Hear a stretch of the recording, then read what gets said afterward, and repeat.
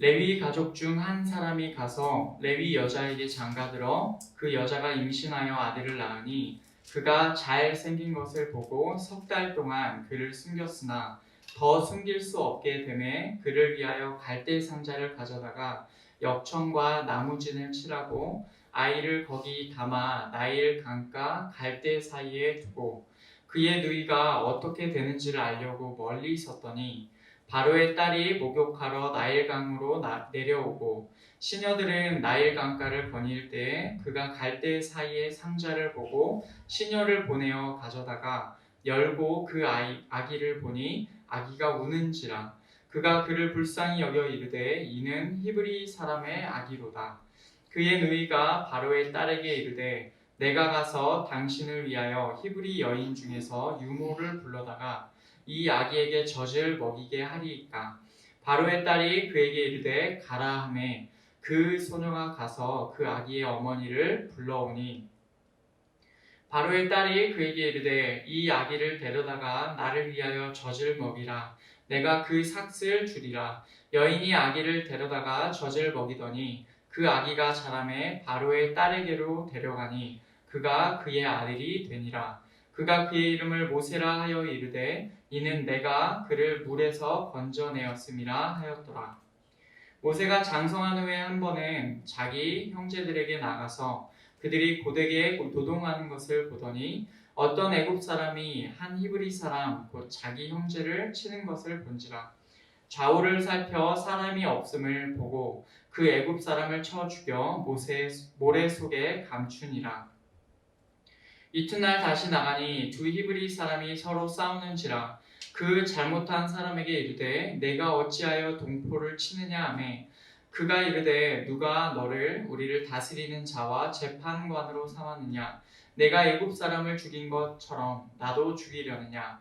모세가 두려워하여 이르되 일이 탈로 되었도다. 바로가 이 일을 듣고 모세를 죽이고자 하여 찾는지라. 모세가 바로의 낯을 피하여 미디안 땅에 머물며 하루는 우물 곁에 앉았더라. 미디안 제사장에게 7딸이 있었더니 그들이 와서 물을 길어 구유에 채우고 그들의 아버지의 양떼에게 먹이려 하는데 목자들이 와서 그들을 쫓는지라. 모세가 일어나 그들을 도와 그 양떼에게 먹이니라. 그들이 그들의 아버지 르우엘에게 이를 때 아버지가 이르되 너희가 오늘은 어찌하여 이같이 속히 오느냐. 그들이 이르되 한 애굽 사람이 우리를 목자들의 손에서 건져내고 우리를 위하여 물을 길어 양떼에게 먹였나이다. 아버지가 딸들에게 이르되 그 사람이 어디 있느냐. 너희가 어찌하여 그 사람을 버려두고 왔느냐. 그를 청하여 음식을 대접하라 하였더라. 모세가 그와 동거하기를 기뻐하매 그가 그의 딸 시보라를 모세에게 주었더니 그가 아들을 낳음에 모세가 그의 이름을 게르솜이라 하여 이르되 내가 타국에서 나그네가 되었음이라 하였더라.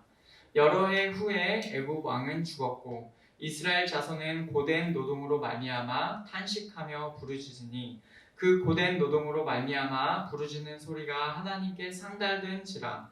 하나님이 그들의 고통 소리를 들으시고 하나님이 아브라함과 이삭과 야곱에게 세운 그의 언약을 기억하사 하나님이 이스라엘 자손을 돌보셨고 하나님이 그들을 기억하셨더라. 아멘. 네, 저희가 지난주부터 출애굽기 말씀을 함께 듣고 있습니다. 출애굽기 1장의 내용은 이스라엘 민족의 이야기였죠. 야곱의 아들들이 애굽으로 오게 되었습니다. 그리고 애굽 땅에서 오랜 기간을 살았습니다. 그 기간 동안 야곱의 후손들이 많아지고 큰 민족 이스라엘을 이루게 됩니다.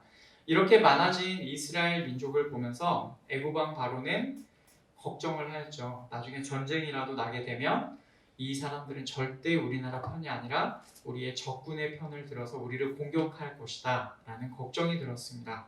그래서 애굽 왕 바로는 이 민족을 억압하기 시작합니다.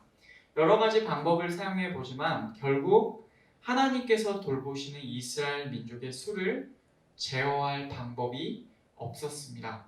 출애굽기 1장의 마지막은 그래서 이렇게 끝납니다. 1장 22절 말씀을 보면 그러므로 바로가 그의 모든 백성에게 명령하여 이르되 아들이 태어나거든 너희는 그를 나일강에 던지고 딸이거든 살려두라 하였더라. 아멘.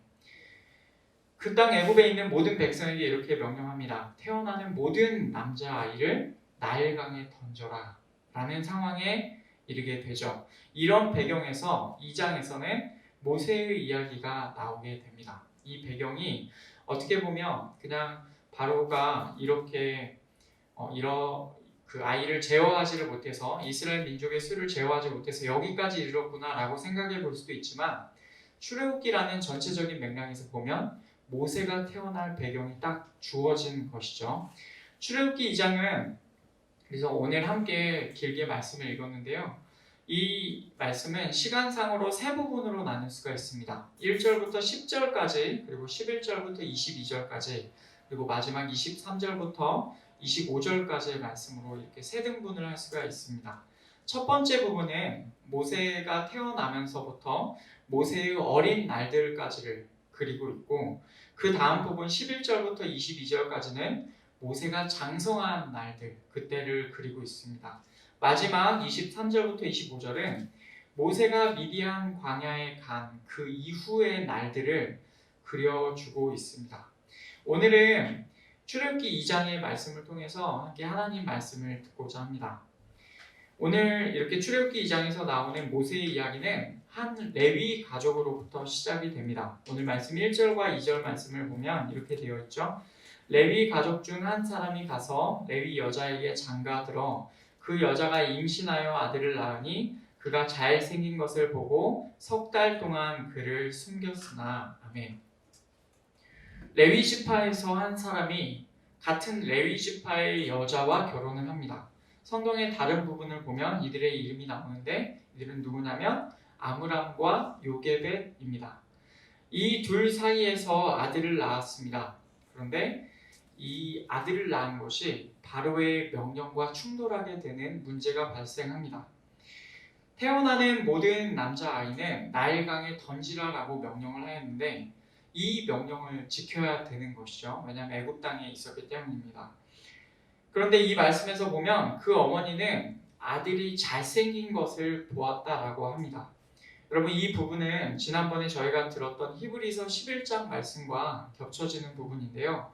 이것은 단지 잘생겼다는 문자 그대로의 표현이 아니죠. 직역하면 그 아들이 좋았다라는 표현인데 하나님께 아름다웠다, 하나님 보시기에 좋았다라는 말입니다. 하나님의 시선으로 볼 때 이 아들이 비록 자기의 아들이지만 하나님의 시선으로 볼 때 뭔가 특별한 사람이었다라는 의미예요. 이 아이의 어머니는 하나님의 관점으로 자신의 아들을 바라볼 수가 있었습니다. 결국 왕의 명령을 따르는 것보다 하나님의 시선을 더욱 무겁게 여겨서 그 아이를 어떻게 합니까? 석 달 동안을 숨겨요.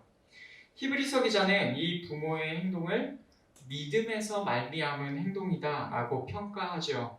하나님의 시선으로 아이를 바라볼 줄 알았고 하나님께서 지금 무엇을 원하시는지를 분명하게 알았습니다. 그래서 그 아이를 살리는 것이 하나님의 뜻이다라는 것을 깨달았고 그 뜻에 자기가 위험에 처한다 하더라도 그 뜻에 순종하였습니다. 히브리 산파들이 왕보다도 하나님을 두려워하였죠. 그래서 왕의 명령을 어겼던 것처럼 이들 모세의 부모도 똑같이 그렇게 행하였습니다.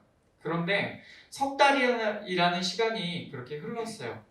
이제는 더 이상 그 아이를 숨길 수가 없게 되는 상황이 되었습니다. 이 부모는 어떻게 했을까요? 이 아이를 그냥 나일강에 던져버리는 것을 택하지 않고 특별한 방법을 사용합니다. 그 방법이 3절에 나오는데 우리 같이 읽겠습니다. 더 숨길 수 없게 되매 엽청과 나무진을 칠하고 아기를 거기 담아 나일강과 갈대 사이에 두고. 아멘. 갈대 상자를 취합니다. 그리고 엽청과 나무진을 칠해서 물이 들어오지 않도록 합니다. 아이를 그 상자에 담아서 나일강가 갈대들이 막 나 있는 그쪽에다가 두었습니다.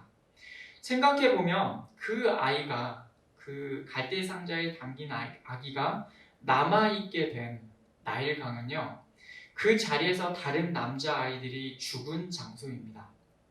물이 가득한 그 죽음의 자리에서 이 아이 역시도 죽음을 맞이하게 될 것 같은 상황이죠. 그런데 그 부모는 어떻게든 자신들의 손에서 떠나게 되는 이 아이를 위해서 자기들이 할 수 있는 최선을 다했습니다. 아이를 위해서 상자를 준비하였는데 이 상자가 또 특별한 의미가 있습니다. 히브리어로 여기 나온 상자라는 단어는 창세기에서는 다른 단어로 번역이 되었습니다. 뭐냐면 방주입니다. 그 단어는 방주라는 단어도 되고 여기 나오는 상자라는 단어도 되는 것이죠.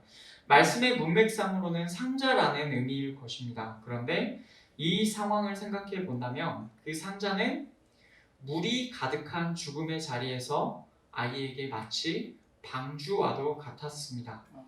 노아가 역청을 바른 방주를 준비하여서 물로부터 구원을 받게 되죠. 그 상황과 지금 모세의 부모에 의해서 역청과 나무진을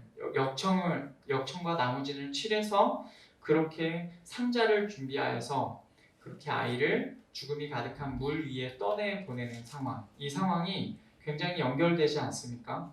결국 그 상자, 그 방주 덕분에 아이는 물에서 건져지게 되었습니다. 구원을 받게 되죠. 이런 관점으로 다시 보면 아이의 부모가 갈대 상자를 준비하여서 아이를 거기에 담은 것. 여러분 그것은 믿음의 행동인 것처럼 보입니다. 자신들의 손에서 떠나는 아이를 하나님께 의탁하고 하나님 여기까지가 저희가 할 수 있는 최선입니다. 나머지는 하나님께 맡깁니다. 하나님께서 이 아이를 구원하여 주십시오라고 하는 믿음이 담겨 있는 것이죠. 그렇게 갈대 상자에 담겨서 나일 강과 갈대 사이에 있게 된 아이는 바로의 딸에 의해서 발견이 됩니다. 바로의 딸이 마침 그때 목욕을 하러 나일 강가에 나왔는데 그 상자를 보고 시녀를 보내어서 가져오게 하고 열어보았습니다. 그때의 상황이 6절에 나옵니다. 열고 그 아기를 보니 아기가 우는지라 그가 그를 불쌍히 여겨 이르되 이는 히브리 사람의 아기로다. 아멘. 그 상자를 열어보니까 아이가 울고 있는 것입니다. 바로의 딸은 대번에 이 아이가 히브리 사람의 아이인 줄을 알게 되었습니다. 그런데 이 아이는 사실은 어떤 아이입니까? 자신의 아버지인 바로 왕의 명령에 따라 나일강으로 던져진 아기입니다. 그녀의 아버지가 얼마나 히브리 사람들, 이스라엘 민족을 싫어하고 있는지를 잘 알고 있었을 것입니다. 그런데 그 바로의 딸의 반응은 어떻습니까? 그를 불쌍히 여겼다라고 되어 있습니다. 이게 얼마나 기가 막힌 일입니까? 이스라엘 민족을 싫어하는 애굽의 그 한복판에서 애굽 왕족으로부터 불쌍히 여김을 받게 되었습니다. 표면적으로 보면 이렇지만 그 안에는 하나님께서 얼마나 세심하게 모든 환경을 준비해 놓으시고 그 상황 가운데 모세를 이끌어 가시는지를 우리가 잘 알 수가 있습니다. 바로의 딸에게 발견된 이 아이는 히브리 유모에게 길러지게 됩니다. 아이의 누나 미리암의 역할이 컸죠. 나일강에 놓이게 된 지 얼마 되지 않아서 다시 친엄마에게로 돌아오게 되는 것입니다. 하나님께서 이 아기에게 얼마나 큰 계획이 있으셨는지 이 아이는 생명을 다시금 부지할 수 있게 됩니다. 10절 말씀을 보면 그 이후의 상황이 어떻게 되는지를 우리가 알 수 있습니다. 그 아기가 자라매 바로의 딸에게로 데려가니 그가 그의 아들이 되니라. 그가 그의 이름을 모세라 하여 이르되 이는 내가 그를 물에서 건져내었음이라 하였더라. 아멘. 한참의 시간이 흘러 그 아이가 자랐습니다. 여러분 여기 자라다라는 표현이 뒤에서 한 번 더 나오거든요. 기억해 두시면 좋겠습니다. 충분한 시간이 되자 그 아이는 바로의 딸에게 돌려지게 됩니다. 그 아이는 이제 바로의 딸에게 아들이 되었어요. 이 아이는 모세라라고 불리게 되는데 모세라라는 이름이 히브리어로는 끌어내다라는 단어로 되어 있습니다. 물에서 끌어내었다, 물에서 건져졌다라는 의미이죠.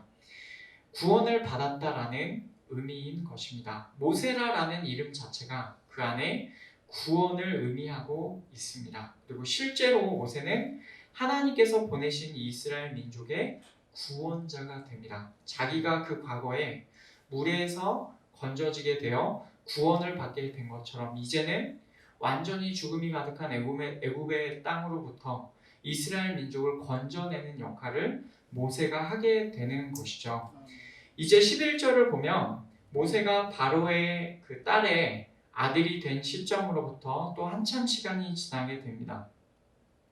모세가 장성한 후에 한 번에 자기 형제들에게 나가서 그들이 고되게 노동하는 것을 보더니 어떤 애굽 사람이 한 히브리 사람 곧 자기 형제를 치는 것을 본지라. 아멘.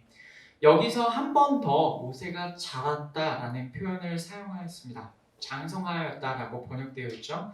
처음에는 이제 그 친엄마로부터 바로의 딸에게 맡겨질 때가 되었을 때를 자랐다라고 표현했는데 여기서는 말 그대로 진짜로 자란 겁니다. 성인이 된 시점, 그것을 말하고 있죠.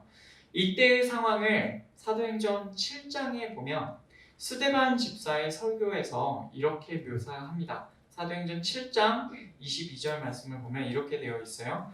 모세가 애굽 사람의 모든 지혜를 배워 그의 말과 하는 일들이 능하더라. 아멘. 바로의 딸은 모세를 아들로 길렀습니다. 여러분 그 말 안에 담겨있는 의미가 바로 여기 나오는 이런 의미입니다. 왕궁에서 자라면서 애굽의 모든 교육을 배웠고 애굽 사람의 모든 지혜를 배워서 그의 말과 하는 일들에 능하였다라는 것입니다. 그런데 신기한 점은 이렇게 왕궁에서 기르고 왕궁의 모든 혜택을 누리고 왕궁의 최고의 교육을 받았음에도 모세가 자신의 정체성을 잃지 않았다라는 것이죠. 오늘 말씀 11절로 다시 돌아가면은 히브리 사람을 묘사하는 그 표현이 나오는데 그 표현을 다시 보면 이렇습니다. 모세가 장성한 후에 한 번은 자기 형제들에게 나가서 그들이 고되게 노동하는 것을 보더니 어떤 애굽 사람이 한 히브리 사람 곧 자기 형제를 치는 것을 본지라. 아멘. 여러분 히브리 사람을 묘사할 때 어떻게 묘사합니까? 그가 자기 형제들에게 나갔다. 그리고 자기 형제를 치는 것을 보았다 라고 이렇게 되어 있습니다. 히브리 사람을 묘사할 때 그의 형제들, 다시 말하면 모세의 형제들이라고 언급되어 있어요. 모세는 자기의 형제들 이스라엘 민족에게 나와서 그들이 얼마나 무거운 짐을 지고 있는지를 보았습니다. 그때 한 애굽 사람이 히브리 사람 하나를 치는 것을, 때리는 것을 보았습니다. 여러분 이 표현들을 통해서 우리는 모세의 정체성을 분명하게 알 수가 있습니다. 모세는 자신이 실질적으로 자라게 된 곳, 자기의 실질적인 고향이라고 말할 수 있는 애굽, 그 애굽의 사람을 자기의 형제로 여기지 않았어요. 오직 자신의 혈통적 뿌리가 있는 이스라엘 민족, 히브리 민족을 자신의 형제라고 여겼습니다. 바로 이 모세의 태도를 히브리서 기자는 믿음이라고 또한 평가하고 있어요. 히브리서 11장 말씀을 보면 이렇게 되어 있죠. 믿음으로 모세는 장성하여 바로의 공주의 아들이라 칭함받기를 거절하고 도리어 하나님의 백성과 함께 고난받기를 잠시 죄악의 낙을 누리는 것보다 더 좋아하고 그리스도를 위하여 받는 수모를 애굽의 모든 보화보다 더 큰 재물로 여겼으니 이는 상 주심을 바라봄이라. 아멘. 여러분 이 말씀을 보면 모세는 바로의 공주의 아들이라 라고 칭함받기를 거절하였습니다. 이 말은 의지를 가지고 그렇게 선택했다라는 말이죠.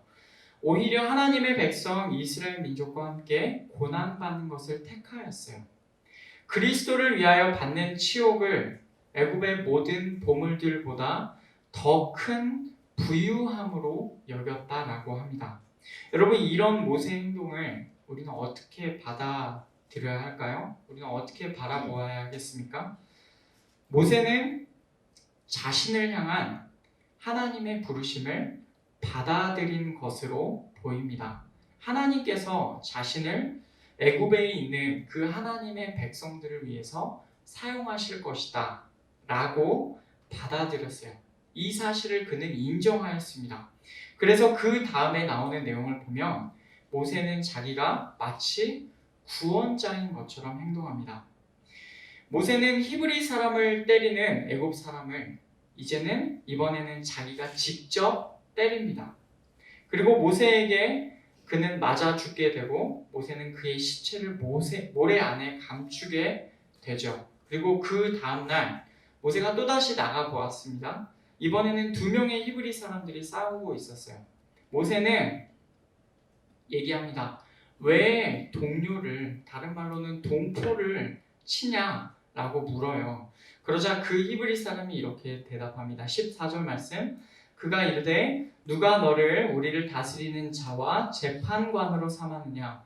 내가 애굽 사람을 죽인 것처럼 나도 죽이려느냐? 모세가 두려워하여 이르되 일이 탈로 되었도다. 아멘. 모세가 기대했던 것과는 전혀 다른 반응이 나오게 됩니다. 그 사람은 모세에게 오히려 반문해요.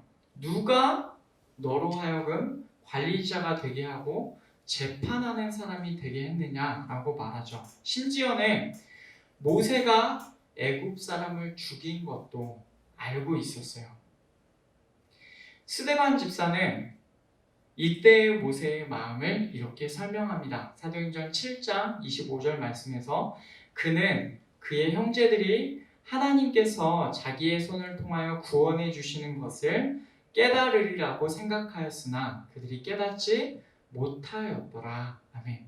모세는요, 이 구절을 통해서 보면 모세는 하나님께서 자신을 자기 민족 이스라엘 백성을 향한 구원자로 세우셨다라는 사실을 믿고 있었습니다. 알고 있었고 인정하고 있었고 그것을 완전히 마음속으로 받아들이고 있었습니다. 또한 이스라엘 민족에게는 모세가 기대하기를 하나님께서 나를 통하여 구원하실 거다라는 그 사실을 이스라엘 민족이 알게 될 거다라고 기대를 했었어요. 하지만 그들은 깨닫지도 못했고 모세는 자기 잘못으로 인하여서 바로의 얼굴을 피해서 도망쳐야만 했습니다. 하나님께서 이스라엘 민족의 구원자로 나를 부르셨구나라고 믿었었어요. 그런데 보이는 현실은, 드러나는 현실은 자신의 기대와는 전혀 달랐죠. 결국 모세는 자기를 죽이기 위해서 자기를 찾는 바로 앞에서 도망쳐야만 했고 미디안 땅에 거주하게 되었습니다. 그 땅의 우물 곁에서 거주하였는데 미디안 제사장이 7달을 만나서 도움을 주었어요. 물을 길어서 물통에 채워주었고 목자들을 쫓아내 주었습니다. 이 일이 계기가 되어서 르우엘을 만나게 됩니다. 여러분 이 만남도 참 신기한 만남입니다. 어떻게 미디안 땅에서 갈 곳 없는 애굽 사람으로 보이는 젊은이 모세가 미디안 제사장을 만나게 되었을까요? 하나하나 다 하나님의 구체적인 섭리가 담겨 있죠. 모세는 결국 르우엘과 함께 거주하는 것을 좋아하게 되었고 르우엘은 모세를 사위로 삼게 됩니다. 모세는 자신이 이렇게 미디안 땅에 살 줄도 몰랐을 것입니다. 그리고 미디안 제사장의 딸 십보라와 그 땅에서 결혼을 하게 될 줄도 전혀 몰랐을 것입니다. 그리고 그 미디안 땅에서 모세는 아들까지 낳게 됩니다. 22절 말씀을 보면 그가 아들을 낳음에 모세가 그의 이름을 게르솜이라 하여 이르되 내가 타국에서 나그네가 되었음이라 하였더라. 아멘. 모세는 그의 아들의 이름을 게르솜이라고 지었습니다. 여러분 이 단어는 아마도 두 단어가 합해진 것으로 보입니다. 게르와 샴이라는 단어가 합해진 것으로 보이는데 이 두 단어의 뜻은 나그네와 거기서라는 뜻입니다. 물론 모세는 이스라엘 민족을 자신의 민족으로 여겼지만 그럼에도 모세의 고향은 엄밀히 말하면 애굽이죠. 애굽에서 태어나서 애굽에서 자랐고 애굽 왕궁에서 모든 교육을 받았어요. 지금 자기가 처한 상황을 모세는 전혀 생각하지 못했을 것입니다. 그러니까 이런 상황에서 모세가 그의 아들의 이름을 지었을 때 그 아들의 의미는 정말로 모세의 깊은 고백이 담겨져 있는 이름이라고 할 수 있겠죠. 그 이름에는 정말로 모세의 신세가 잘 드러나 있습니다. 자신을 중심으로 돌아가던 그 애굽의 상황에서, 그 세상에서 쫓겨나서 이방인의 땅으로 와서 나그네로 지내고 있습니다. 정말로 그 땅에서 자기가 나그네로 지내게 되었다라는 것이 모세의 고백이죠. 왜 이렇게 되었는가를 가만히 생각해 보면 사실은요, 모세는 하나님의 부르심에 순종하여서 이렇게 되었습니다. 애굽의 모든 보물들도 거절하고 하나님의 백성과 함께 고난받는 길을 택했어요. 그 결과 하나님의 백성으로부터도 배척당하여 쫓기다시피 하여서 이방인의 땅에서 나그네가 된 것입니다. 여러분, 여기서 성경은 더 많은 설명을 해주고 있지 않습니다.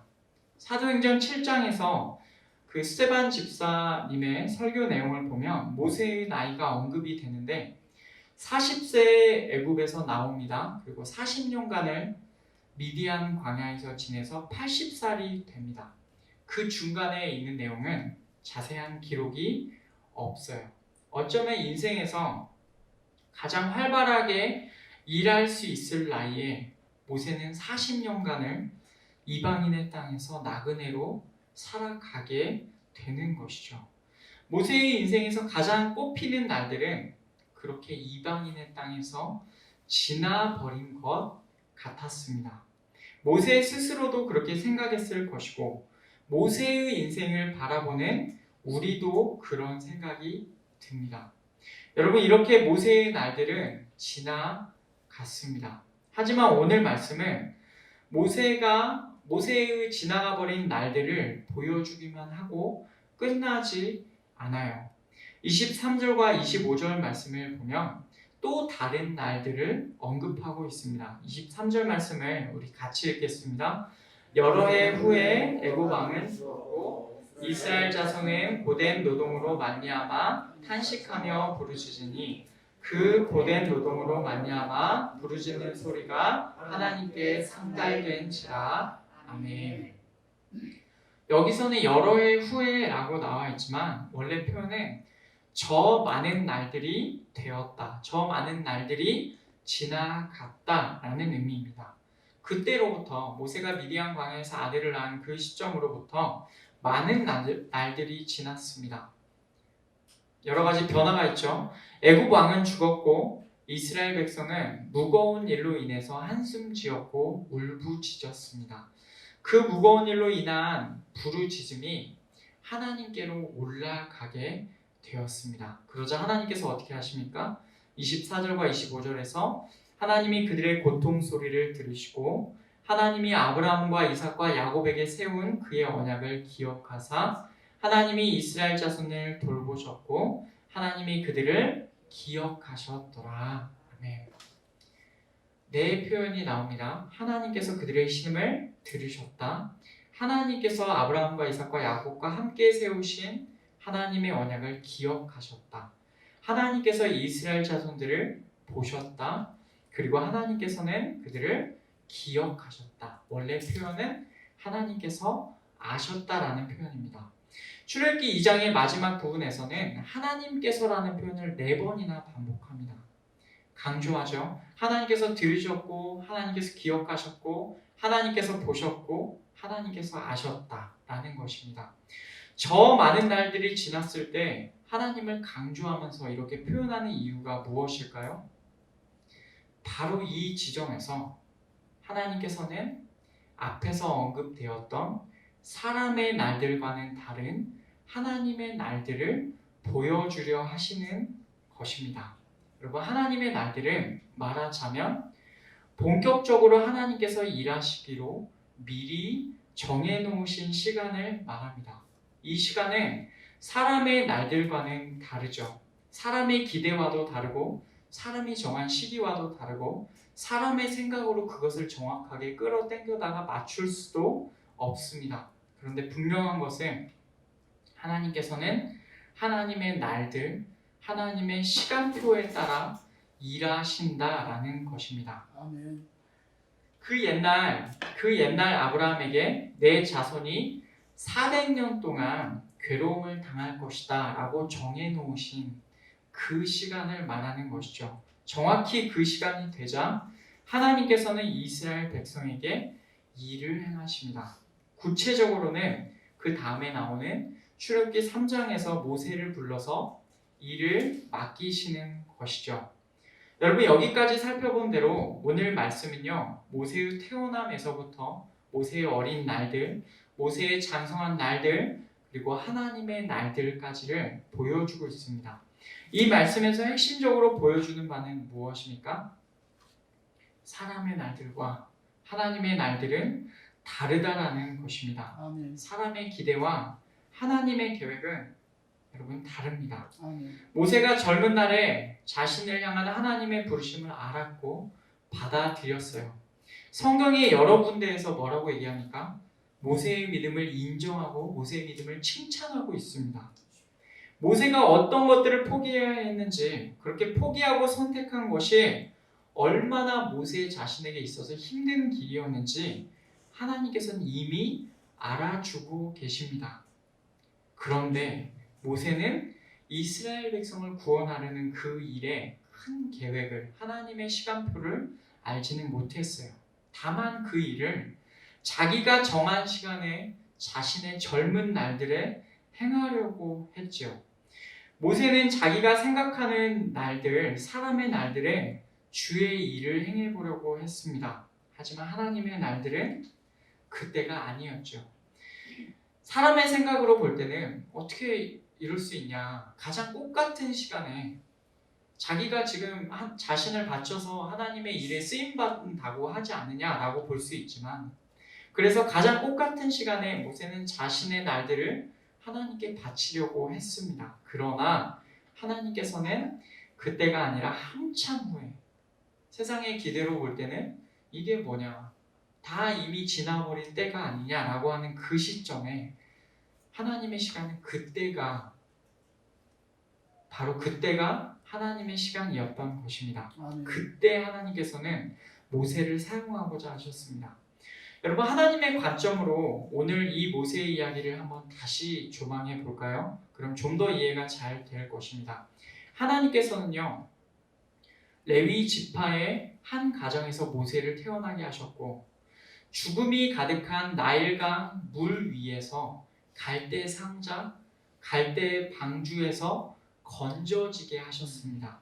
그렇게 한 생명을 구원하셔서 바로의 궁전에서 자라면서 모든 교육을 받게 하셨고, 그 마음의 정체성이 확립되게 하셔서 이스라엘 백성을 구하고 싶은 마음을 허락하셨어요. 여러분, 이 모든 것이 하나님의 주권으로부터 말미암았습니다. 하나님께서는 이 모든 일을 통해서 모세라는 한 사람을 만들어 오셨어요. 그런데 모세를 향한 하나님의 시간은 가장 꽃같은 나이, 사람의 날들이라고 할 수 있는 40세가 아니었습니다. 모세 스스로의 힘으로 이스라엘 백성을 구원해보려는 시점이 아니라 그것보다도 무려 40년이 더 지난 후의 시점이었던 것이죠. 본격적으로 모세를 언제 사용하시느냐 하는 것 역시도 여러분 하나님의 주권입니다. 아멘. 모세를 만들어 오신 하나님께서는 하나님께서 정하신 날들에 모세를 사용하고자 하셨던 것이죠. 결국 이 말씀을 통해서 우리가 알 수 있는 분명한 사실은 사람의 날들과 하나님의 날들, 사람의 시간과 하나님의 시간은 다르다라는 것입니다. 아멘. 여러분, 이 사실 앞에서 우리가 무엇을 해야 됩니까? 이 사실을 인정하고 하나님의 주권을 인정해야 할 것입니다. 아멘. 여러분, 그러면 오늘 말씀이 우리에게는 어떻게 연결이 되겠습니까? 이 질문에 답을 하려면 우리가 모세와 어떻게 연결이 되는지를 알아보아야 되겠죠. 나일강에 놓인 아기 모세는요, 그것이 하나의 모형입니다. 뭘 의미하는 모형이냐면 일단은 노아를 의미하겠죠. 노아 역시도 죽음이 가득한 물 위에서 방주 위에 거해서 구원받게 됩니다. 이것이 일단은 노아랑 연결이 됩니다. 그리고 나아가서 그 물이 죽음을 의미한다라고 보면은 이 모세의 이야기는 예수님과도 연결이 됩니다. 예수님의 모형인 것입니다. 예수님께서도 죽음의 자리까지 내려가셨다가 거기서부터 다시 살아나셨죠. 죽음까지 내려갔다가 다시 사신 예수님을 우리는 믿고 있습니다. 우리는 그 예수님을 믿어요. 그 예수님을 믿어서 우리는 어떻게 됩니까? 예수님과 연합하지요. 예수님의 자리에 우리도 있는 것입니다. 그럼 어떻게 됩니까? 예수님 안에서 우리는 모세와 같은 자리에 있는 자들입니다. 그 죽음의 자리에서 방주를 타고 있는 상자에 있는 모세처럼 우리 역시도 우리의 죄 때문에 죽음의 자리에 있는 이 자리에서 구원의 방주를 타고 있는 자들인 것입니다. 마치 모세처럼 노아처럼 죽음이 가까운 곳에 바로 그 위에 있지만 구원의 방주에 올라타 있는 것이죠. 우리 역시 하나님의 계획 안에서 구원을 받은 자라고 믿습니다. 우리에게 왜 구원이 허락되었을까요? 여러분 이 질문에 답을 하기 위해서 모세를 생각해 보십시오. 모세는 왜 나일 강으로부터 그 죽음으로부터 왜 구원을 건져냄을 받았습니까? 하나님의 계획에 쓰임받기 위해서 준비된 것이죠. 여러분 이 모세의 인생을 전체를 하나님의 관점으로 바라볼 수 있다면 마찬가지로 모세와 같은 방법으로 구원받은 우리 역시도 하나님의 관점으로 바라볼 수 있어야 될 것입니다. 우리가 구원받게 된 것, 우리가 예수 그리스도께서 오신 후에 태어나서 예수님을 이 성경을 통해서 알게 되고 예수님을 믿게 된 것, 여러분 왜 그랬을까요? 우리에게 이렇게 구원이 허락된 이유는 모세와 마찬가지입니다. 하나님의 계획에 쓰임받기 위해서 그렇습니다. 그렇기 때문에 우리 역시도 갈대 상자 구원의 방주에 올라타게 된 것이죠. 그러니 우리는 우리의 정체성을 확고히 해야 할 필요가 있습니다. 우리가 거하는 이 땅에서 저 사람들이 우리의 형제다라고 하는 것이 아니라 이 세상이 우리의 친구다, 내 고향이다라고 할 것이 아니라 우리는 구원받은 하나님의 백성이다. 우리는 하나님의 일에 쓰임받는 하나님의 종들이라는 명확한 인식과 정체성을 가지고 있어야 될 것입니다. 그리고 우리는 기억해야 합니다. 무엇을 기억해야 할까요? 우리가 모세처럼 우리의 정체성을 확고히 하고 부르심을 따라 주님을 위해 살기를 지금 당장 선택하더라도 거기에는 하나님의 날들과 사람의 날들이 있다라는 것이죠. 하나님의 날들과 사람의 날들이 있다라는 것입니다. 우리의 시간표와 하나님의 시간표는 다르다라는 것을 인정해야 됩니다. 물론 우리의 기대와 같았으면 좋겠지만 우리는 하나님의 크신 계획을 다 알 수 없어요. 항상 하나님의 시간이 오르신 것입니다. 아시죠? 그렇기 때문에 우리는 겸손할 수밖에 없어요. 우리가 생각하고 기대하는 사람의 날들에 쓰임받는 것이 아니다라는 사실을 여러분 늘 인정하십시오. 늘 마음속에 새겨두십시오. 내가 내 뜻대로 하나님의 일에 쓰임받고자 하여 내 뜻대로 나를 드린다 하여도 그것이 하나님께서 본격적으로 일하실 때가 있다라는 것을 인정하십시오. 하나님의 날들에 하나님의 시간에 하나님께서는 우리를 사용하실 것입니다. 그러니 우리가 할 일은 무엇입니까? 우리의 눈을 부지런히 하나님께로 고정하는 것입니다. 마치 모세의 부모가 모세를 바라보면서 언제 그 아이가 어떻게 생긴지도 모르고 뱃속에서 나왔을 때 그 아이를 바라보면서 이 아이는 하나님 앞에서 특별한 아이다라고 깨달았던 것처럼 우리의 눈을 부지런히 하나님께로 고정하여서 하나님을 향한 열심을 내는 것뿐 아니라 하나님의 때를 알아차리고 하나님의 계획을 알게 되고 또한 우리를 향한 하나님의 뜻을 깨닫게 되어야 합니다. 그러니 우리가 할 일은 계속해서 하나님을 바라보는 것이죠. 여러분 이 말씀은 우리에게 참 위로가 됩니다. 여러분의 인생 가운데 여러분의 예수님을 만나고 첫사랑이 뜨거웠던 그 시절들을 기억하실 것입니다. 혹은 지금일 수도 있겠죠.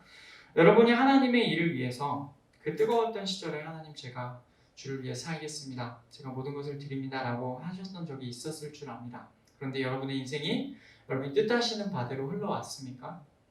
정말로 하나님께서 여러분을 귀하게 쓰고 있다라고 생각이 드실 정도로 그렇게 달려오셨습니까? 그러셨으면 좋겠습니다만은 혹시 우리의 기대와 다를 수도 있었을 것입니다. 내 인생에 어쩌면 꽃 같은 시간이 좀 지나버린 것 같다는 생각이 드실 수도 있어요. 그러나 그것은 어디까지나 사람의 날들입니다. 우리가 계획한 시간들이고 우리가 하나님 앞에 우리가 계획표를 내민 시간입니다. 우리가 우리 자신을 드렸다라고 한다면, 우리가 우리 자신을 하나님 앞에 내어드렸다라고 한다면 이제는 하나님의 때를 기다리시죠. 그래서 하나님의 때가 우리 인생의 어느 때에 찾아올지는 모르지만 내가 하나님께 이렇게 구원받은 것은 분명하게 하나님의 일에 쓰임받기 위함을 기억하시고 내 인생의 언제가 될지 모르지만 하나님의 시간표가 오면 분명히 하나님께서 나를 쓰시기 위해서 지금까지 나를 길러오셨다는 사실을 인정하시고 지금 우리가 부지런히 하나님께로 우리의 눈을 고정해야 될 줄 믿습니다. 말씀을 맺겠습니다. 출애굽기 2장은 모세의 태어남에서부터 어린 날들, 그리고 모세의 장성한 날들, 그리고 그 이후의 날들을 그려주고 있습니다. 이 말씀에서 우리가 잘 보아야 할 점은 하나님의 구원에는 목적이 있다는 것이죠.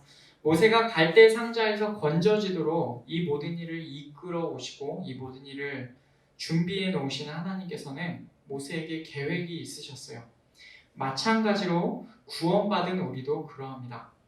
구원받은 하나님의 백성임을 우리가 우리 자신을 바라보면서 구원받은 하나님의 백성임을 알고 주의 부르심을 위해서 우리의 인생을 드리는 자들이 되기를 바랍니다. 그러나 우리는 사람의 날들과 하나님의 날들이 다르다는 사실을 기억해야 될 것입니다. 사람이 작정한 시간과 하나님께서 계획하신 시간은 다릅니다. 물론 같을 수도 있겠지만 다릅니다. 이 사실은 우리로 하여금 하나님의 주권을 인정하게 합니다.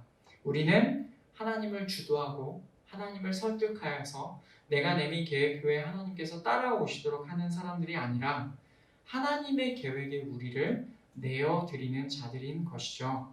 우리의 인생에 있어서도 사람의 날들이 아니라 하나님의 날들을 끝까지 바라보는 성도님들 되시기를 바랍니다. 그러기 위해서 우리의 눈을 부지런하게 하나님께로 더욱더 고정하는 모든 성도님들 되시기를 축복합니다.